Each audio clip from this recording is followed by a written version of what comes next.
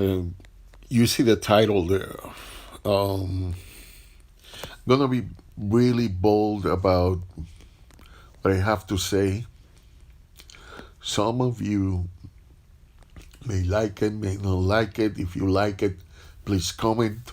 Also, subscribe to this channel so you can, uh, have exchanges with me of ideas and concepts of basketball around the Lakers.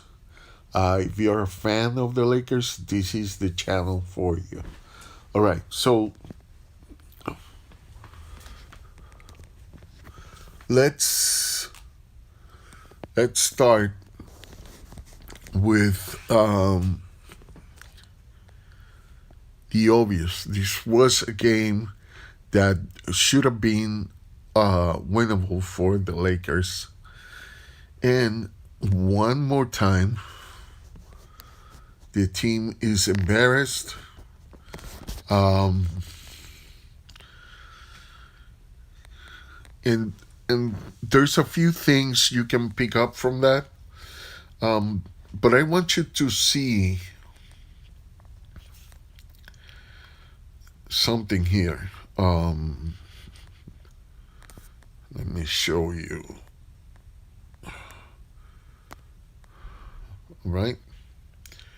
So if you look at this is the same type of thing we saw before with the Lakers. Like the stars carrying all the load of the team. LeBron James and Westbrook, 30, 35 and 30. Um, and someone else, in this case, Taylor Horton Tucker with 13. But that's pretty much the story. Um, the shooters were horrible, and this is the problem. Uh, Talking as a coach, let me see if I can get this. Talking as a coach, you're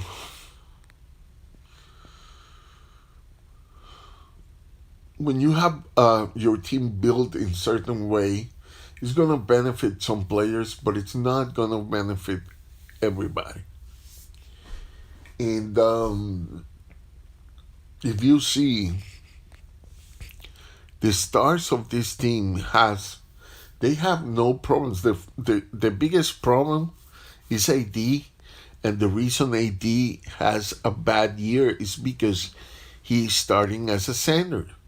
And a guy who was brought to the Lakers um, with the understanding that he was going to play four and some instances as five were going to be part of the deal. But this is the thing: if you see Davis playing with another big, the best bigs that can play with the Lakers, for example, Boogie Cousins. Boogie Cousins is a center who can stretch the floor.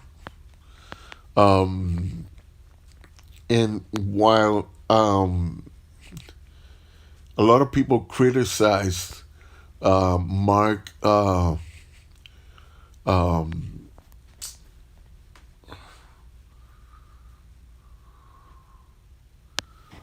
um, um, I, I I forgot his last name right now. Um, but last year the Lakers were doing really fine. The problem was the injuries, and Davis um, may have struggled a little bit, but a lot of that had to do with the previous season that ended basically 71 days before the new season started. So, injuries were going to happen. And the problem wasn't Mark at that time, Gasol, um, because Gasol was a center who stretched the floor. And while he wasn't, you know, the best transition defender because he wouldn't come back on defense on time sometimes, he was still good enough to play center and also to play point center. And that would relieve a lot of pressure on Anthony Davis. You don't have that now. Even though you have Dwight Howard um, and DJ, that was never the best solution for the Lakers. That's why they brought Mark Gasol in the first place, because they need a center that shoots from the outside. I know people might ridicule me for saying this, but right now, like if Anthony Davis were to come back, the best center for him to play with is Jay Huff. Why? Because he's young legs. He's 7'1". He is a shot blocker. And if you don't know that, you have to see his college highlights, and you're going to see and his stats. His stats were really good on shot blocking, and he is 38% 3-point shooter. He doesn't take that many 3-pointers, but he is a threat on the 3-point line. If you leave him alone, he's going to score from there.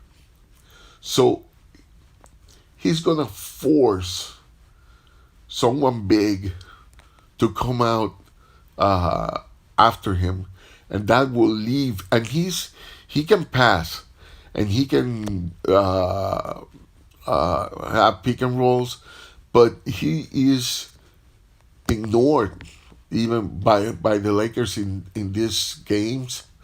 Not the same in South Bay. In South Bay, he's a little bit more part of the offense. But J Hub has a lot of upside, and at this point, I would put him to play at least, 10 minutes in a game, and that will help, uh, the owners, centers, and LeBron James be, have a rest, because even if you use LeBron as a four on that kind of an offense with J Hub as a center, J Hub would uh, be at the top of the key behind the tree line, and that would allow LeBron to move a lot better on the paint area, in the paint area. So those are little things that matter. Um, Also, Ross could benefit a lot from a guy like Jay Huff, and a lot of people are writing him off. But this is the type of center that Davis, Ross, and LeBron need. A 7-1 guy who can shoot threes. And the reason I bring him up is because that was kind of Boogie Cousins' thing. Boogie Cousins was a rebounder, and contrary to what people say, he's not a bad defender. He's just, not as good as he used to be. But um, he was a 3-point threat, and that allowed Anthony Davis to move more comfortable in the inside game. And that's what people don't. I don't know if It's frustrating because I feel like um, there's either a disjunction between what the front office and the coaching staff. I don't know. There's something weird because there is that, and there's the other thing. When the Lakers won the championship, they had a defined identity that you rarely get in only one season together. That was something that they needed to keep there. But they started poking around and trying to fix a team that just won the championship. And then they created a team that was pretty good. And it was pretty much as good probably as the championship team. Um, but really, at the end of the day, instead of trying to figure out how they break the team again, and as much as I like the guys who are playing, it is difficult to build a win now team. Uh, when you only have three players from the previous team, you know, so all these changes and Vogel changes and rotations, um, they don't make sense to me because it was a team that was already playing together, and even um, and it's difficult. I mean, the stars are doing their job, but everybody else is lost in this. A lot of ISO, a lot of static, um, a lot of set plays that are kind of static, stiff uh, on the offense, and then on the defense, they're just not being able to stop anybody, and it's hard to win that way. It's hard to win that way. Now, I wanna show you something else because I think this is important to see. If you see here, let me make it a little bit bigger. Okay, so I'm gonna move it around. Okay, if you see, Lakers couldn't stop the Spurs in pretty much any of the and they did, which is an interesting thing about this team. Uh, Previous Laker teams, the third quarter was the worst. In with this Lakers team, the third quarter is actually the best. But even in their best quarter, they still are down by two. And in the fourth quarter, they were decimated. So I have this theory about that. And this theory is because the distrust of Frank Vogel and the coaching staff that is probably running under, you know, the Frank Vogel uh, set of things. Um, I think they are using their veterans so much that they tire them, and you see, like in the game flow down here, how that goes down in a spiral on, until the fourth quarter, and he dives at the fourth quarter. Um, so that is a problem, and I think they get all these guys like they got Mason Jones, like, and they got um, Isaiah Thomas. It- these guys can score, and I know a lot of people are disappointed at Mason Jones when he played in the NBA for a little while before going to the G League.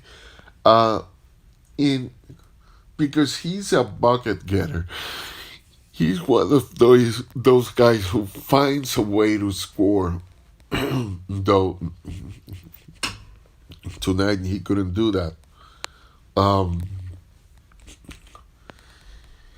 and these guys, we're talking about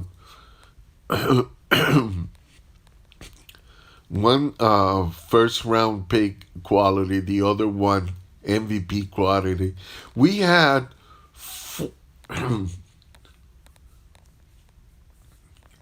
we have at least, yeah, we have four guys that either have been contender for the MVP or actually won the MVP award at certain point. And those four guys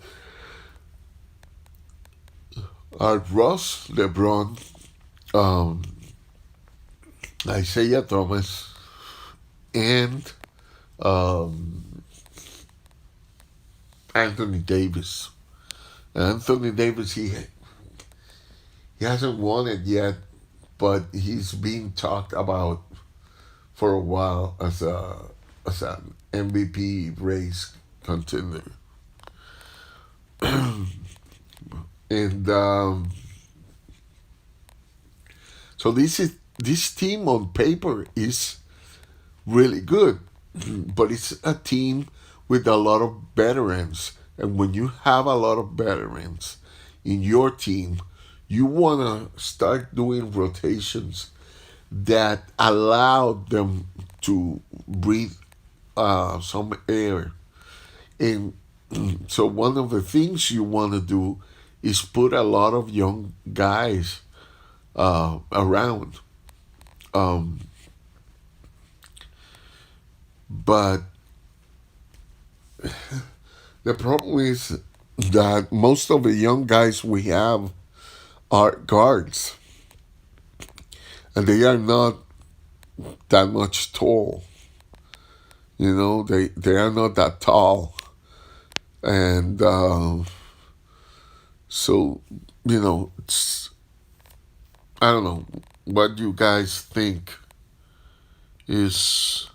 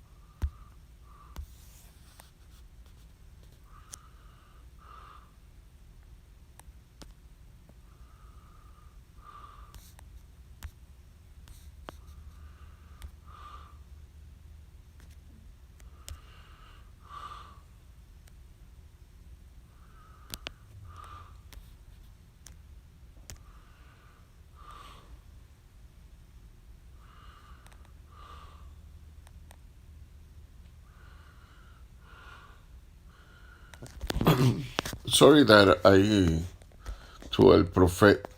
Uh, um, I had to move around the Let me see. Let me take this up.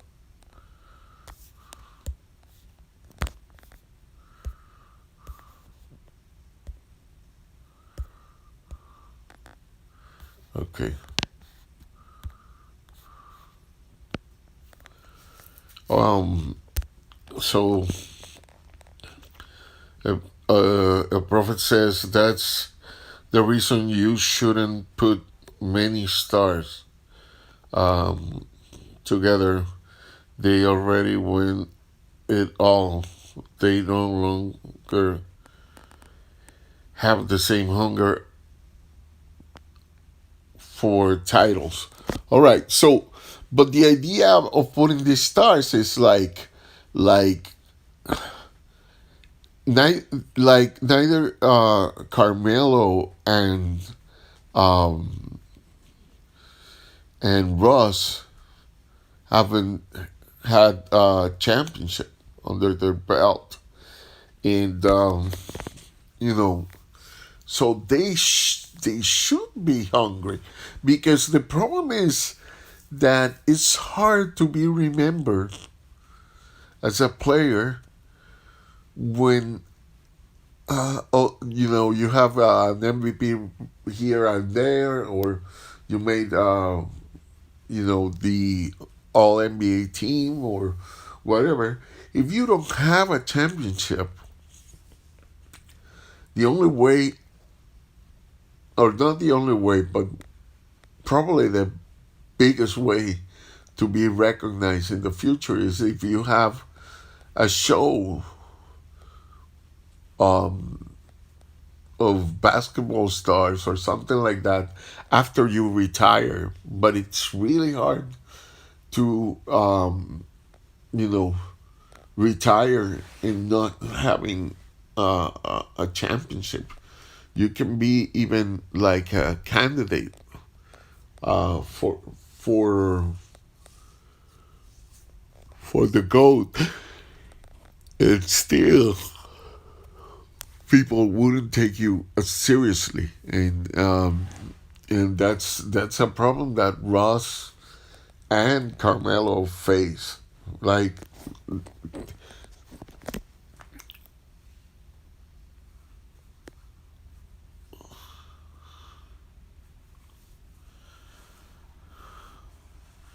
okay, the prophet says, but you're right. They lost this game on the fourth quarter. They need the help of the younger to finish stronger in the fourth quarter. Yeah, that's one of my complaints about their rotations. Um, if you get some young guys with young legs in the team, people. I know Taylor Horton Tucker is not being, you know, the guy that people expect him to be. But he's the guy with the younger legs, and so he needs to be around a lot. But that's another guy that needs 3-point shooters around him. Another problem with THT is that now people are on, have been uh, in, in the 2 years or the 2 seasons he played, people know he's going to use that backhand layup a lot. And he needs to learn how to do things with the left hand, because he only wants to dribble with the right hand, enter to the paint with the right hand, and he tries to confuse people with the backhand layup, and sometimes it's gonna happen. But if he doesn't add shots to the repertoire where he can confident put that into the basket, um, all the stuff I said about him, he's gonna make me look bad, and he's gonna look bad, and uh, a lot of people are gonna resent him because we passed on some really good players because of the promise of Taylor Horton Tucker. I said this guy was, was probably going to be a star, but until he changed some of the things of his game, he's not going to be able to help that much. Another thing, the Lakers are not getting stops. Even when we're having, centers like DeAndre Jordan and also Dwight Howard. And that is something weird because not only those two guys are good rebounders, you have LeBron who can rebound, and you have uh, Russell Westbrook, who is one of the best rebounding point guards in the NBA. If not, if not the best, one of them for sure. So the other thing is this team wants to run, and so a young Russell Westbrook and a young LeBron James would have tear people apart. Like they would be scoring like 50 points in most of the game because they were unstoppable. They are not. They are still uh, very close to being unstoppable, but they are not what they used to be. And you need your shooters to start shooting so they can use the mid range and pick and rolls and all that kind of stuff. And that's going to be interesting. It's going to be um, something that,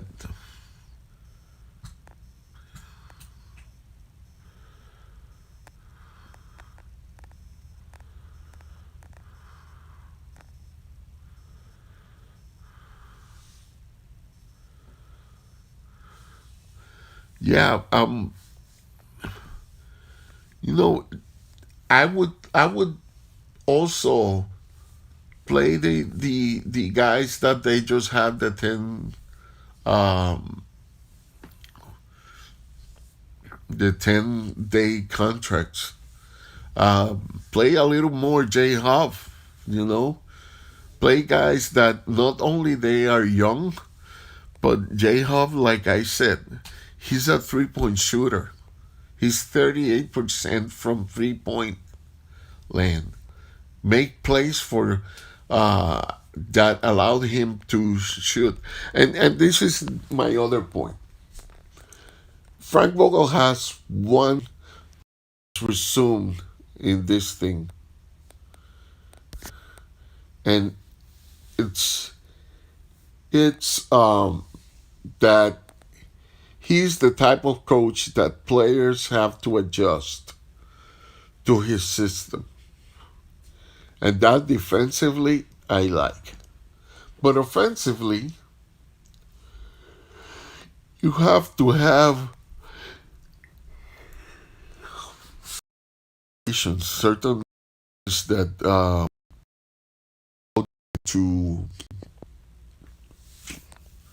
to be able to put, that's the coach's job, is to put the players in the best position to score and to be useful and to be their best version of themselves. And if you have a rigid system, and it's what I've been saying for a long time, he used a lot of the same horns plays, he uses a lot of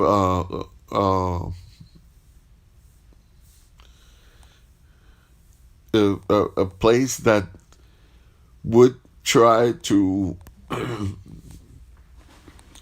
who are static, who are very ISO minded, and I understand he's got like three ISO guys in the team, but you need to vary the offense because I mean one of the things that I've seen a lot in defenses used by rivals of the Lakers are pretty much, and they know pretty much how to defend against the Lakers because of the hammer plays. Hammer plays are usually the ending, and it's when a player advances to the from the top of a key through the elbows and tries to get into the paint and does a crossing pass to a three-pointer located on the other side of the midcourt. And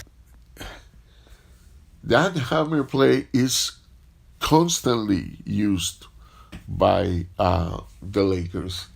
And people know it and they are preparing for it. And that's why they are getting uh, a lot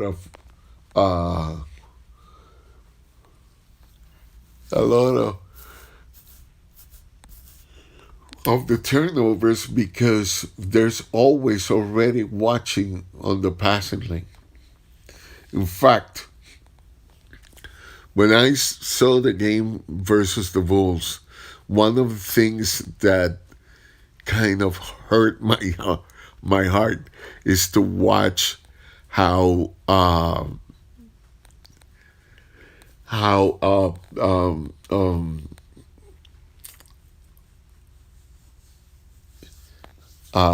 AC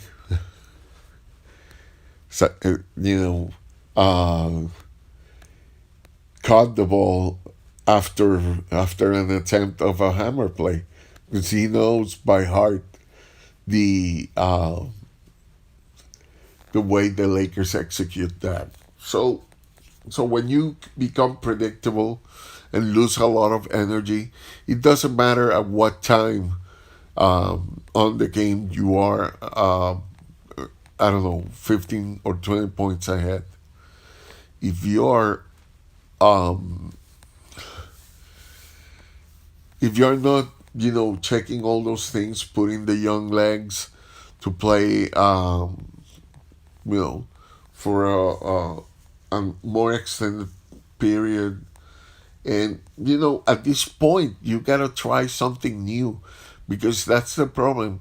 Everything I see in every game of the Lakers looks like the other game. Like there's nothing really, really new about the defense. The offense